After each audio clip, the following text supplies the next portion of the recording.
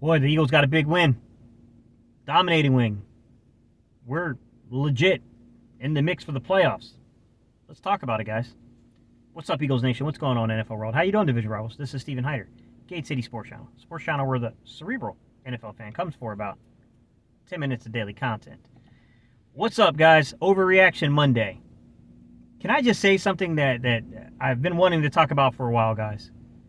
What a difference the approach has made with Coach Nick Sirianni. You guys know that I called Nick Sirianni's hiring before he was even happy because I watched a few videos of this guy talking offense, and I'm like, look, I'm a guy that, I talk a lot of offense. I know a lot about quarterback play. I know a lot about concept and design. I like this guy a lot. I don't know if he's going to work out, but I like him. And I said, look, that's the guy I would hire because I was a huge Brian Dable and Arthur Smith guy, but I realized those dudes weren't going to get hired, because they didn't want to come here. Let's just call a spade a spade. They weren't really interested in Philly. With that said, what a job Nick Sirianni has done recently, guys. The Friday meetings with quarterback Jalen Hurts. Boy, that looks like something's building there between coach and quarterback to me, guys. It looks like something's building there. The idea and the concept to bring Brian Johnson down, the quarterback coach, from up top in the press box area all the way back down to the field. Smart idea. Seems to be paying dividends, guys. Then they opened up a communication and a line between Shane Steichen and Nick Sirianni in game. I like what I'm seeing. I like the adjustments that are being made by this coaching staff now. There seems to be fluidity to the offense. And that's what stands out to me the most. It's how fluid the offense is, how in sync it is, the rhythm of the offense. Guys, at one point, just before half, Jalen Hurts was 15 of 17. We were killing them on the blitz. They were bringing the blitz, and Jalen and Nick were eating them alive, picking them apart with it. I got to be honest, man. That comes from good quarterback play and good coaching. That was the best. The only time I saw the offense look that in rhythm from the passing game was week 1 against Atlanta, where I did feel like there were moments where we had that kind of, synchronized movement and flow to the offense. That's what you need to see, man. That's a game you hang your feather on. You put it in your cap. I'd like to see that going forward, guys, because that was a really good start. And by the way, what a difference the power running game is making. Welcome offensive line, meet Mr. Howard. Jordan Howard in this offensive line, with Boston Scott kind of being that change of pace guy, boy, is it working. It's working well.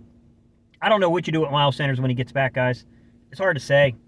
I don't know if you plug him in as your feature back, Howard is your number 2, or if Howard's your feature back and Miles Sanders becomes the change of pace, and then I guess you use Boston Scott as your every down guy or your jack of all trades. I don't know, whatever you want to call him. But man, you got to keep it going, man. This running game's starting to become a threat. And we got a really good run defense coming up against us. Same stuff that happened last year, though, guys. They were a really good run defense last year, too. But they couldn't keep the edges. They couldn't outside contain on us, and we got them. We'll see. Boy, this is a beautiful running attack here between Jalen Hurts, Jordan Howard, and Boston Scott. I hope Miles Sanders can add to it, the explosiveness element to it, bring that big play ability to the running game. We see a connection building, chemistry building between wide receiver 1, our top 10 pick, and Devontae Smith and Jalen Hurts. It's building. I'd like to make a recommendation. I don't think it's going to happen just because I'm going to tell you as a guy who's coached before the complexity of doing this mid-season. It's difficult to do. But I think it's worth a gamble if you can sneak it in at times. We're struggling to get guys outside of Goddard and Devontae Smith involved in the offense. Quez Watkins, I think, he needs a little more opportunities. That was a nasty drop, Quez. You got to fix that, buddy. Oof, that one hurt. But my idea here is you're about to have 4 backs on this roster, 4 running backs. Kenneth Gainwell they love him in a 2-minute offense. They're going to have to find other ways of getting him on the field because you're not going to take the reps away from Scott, Howard, and Sanders. My idea, maybe he could be a slot piece.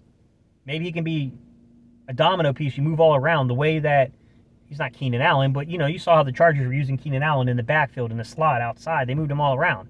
They're different physically players, but that element of giving you explosiveness, elusiveness coming out of the slot, maybe can do some things with the ball and not lose it 6 to 8 yards every time he touches it, on end arounds and stuff like that.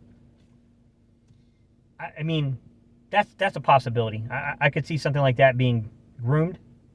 The issue, though, guys, is that it's really hard to do that mid-season because, the guy has to know where he's supposed to be in that route development. It's more to it than, like, everyone knows the route tree, but it's about knowing and being in sync with your quarterback, knowing where you need to be at a certain drop from the quarterback. That's that whole thing about chemistry there. So, I mean, that would have to link up, but it is an idea with the way that we're struggling because then that would help us get another guy on the field that can actually help and then maybe help us slowly implement and develop guys like Quez and develop guys like Rager because they can split the reps on the outside as the flankers and bounce inside at times too as a slot because all those guys can bounce inside and outside. There's no doubt about it. I don't know, man, but I think the elements are building here. And my question is if this team makes the playoffs, it could get interesting, man. If this defense starts playing, I mean, just respectable. It doesn't have to be good. If this defense could just be respectable, this could be a really interesting football team. It really could. I can't predict what the defense is going to do. I feel real confident after seeing 3 games that the offense knows its identity. I was really skeptical in this game, but they stuck to it. They had every reason to abandon it. This was a good run defense. It's top 10 run defense coming into the game. They had every reason to abandon it. They didn't. So can the defense put together 3 or 4 games like that? That's the bigger question, right? Can the defense give you 3 or 4 games where it's holding the opponents to like 20 points or so or less? That's what we need to see. Because if that happens, this becomes a really, really interesting football team to watch down the stretch. One more game against one more really good quality opponent in New Orleans, and then the schedule is favorable. Let's just be honest. The schedule becomes much more favorable. I think Washington is starting to click a little bit. I'll give them credit. Washington's starting to click a little. But I feel like this team could win pretty much any game down the stretch here. I feel like there's no reason why we shouldn't feel like we couldn't win any of these games. We'll see. I mean, I'm not saying we will win them all. It's pretty hard. It's a hard task to do, but man, let's see. This could be a really, really, really interesting team down the stretch. All right, y'all. I appreciate y'all's time and attention, guys, and I'll catch you guys on the next video.